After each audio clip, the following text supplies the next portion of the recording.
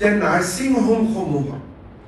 এতিয়া নাৰ্ছিং হোমৰ মালিকে টকা নিদিয়া বুলি ডেড বডি ধৰি ৰাখিব নোৱাৰে যদি কোনোবা ব্যক্তি পৰিয়ালৰ মৃত শৰীৰ নাৰ্ছিং হোমে 4 ঘণ্টাতকৈ বেছি ধৰি ৰাখে তেতিয়ালে সেই ব্যক্তিগৰাকীয়ে 104ত ফোন কৰিব নহলে লোকেল পুলিচত ফোন কৰিব The dignity to the dead person is paramount. কোনো dead body তেওঁলোকে মৰ্গত পইচা নিদিয়া বুলি ৰাখি থব নোৱাৰে টকা পইচা যি আছে তেওঁলোকে সিভিল কেছ কৰক কিবা কৰক টকা উভতাই লওক কিন্তু ডেড বডি হিউম্যান ডিগনিটিৰ কন্ট্ৰেৰি হয় ডেড বডিটো তেওঁলোকে বন্ধকত ৰাখি থব নোৱাৰে ইয়াৰ কাৰণে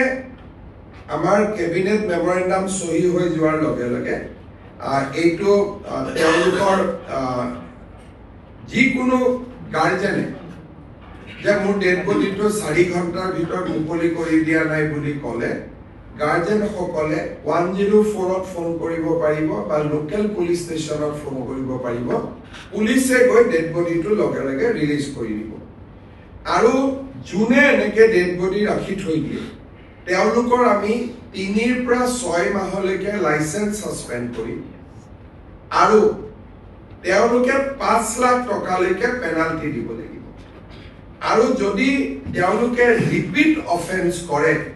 তেতিয়া আমি তেওঁলোকৰ নাৰ্ছিং হোম বন্ধ কৰি দিয়াৰ ব্যৱস্থা লওঁ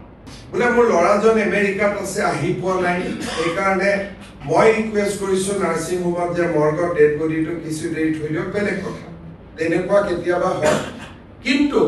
মই পেমেন্ট কৰিব পৰা নাই ঘৰৰ পৰা পইচা লৈ আহক তেতিয়াহে ডেড বডি এৰি দিম এই কথাটো নহয় পইচা আপুনি দিব আছে আপুনি সিভিল কেছ কৰক মানি কেছ কৰক যি কৰক বেলেগ ব্যৱস্থা লওক কিন্তু মৃত শৰীৰটো পণবন্দী হিচাপে ৰাখিব নোৱাৰে it cannot be a hostage dead বডিটোক আপুনি ধৰি ৰাখিব নোৱাৰে এই অধিকাৰ কোনো নাৰ্ছিং হোমত ভাৰতৰ সংবিধানে বা ভাৰতৰ আইনে দিয়া নাই 104 এটো 24/7 হেল্পলাইন থাকিব 104ত ফোন কৰিলে 104 এ লোকেল থানাক জনাই দিব আৰু ডাইৰেক্টলি লোকেল থানা আমি অভিযোগ দিব পাৰিম এই সিদ্ধান্তটো 1 আগষ্টৰ পৰা কাৰ্যকৰী কাৰণ অৰ্ডাৰ ওলাব লাগিব থানা বিলাকক আমি জনাব লাগিব কিন্তু আজি কেবিনেটে যেটো সিদ্ধান্ত ললে it will be implemented from 1st of August আৰু ই বহুত দুখীয়া মানুহক সকাহ দিব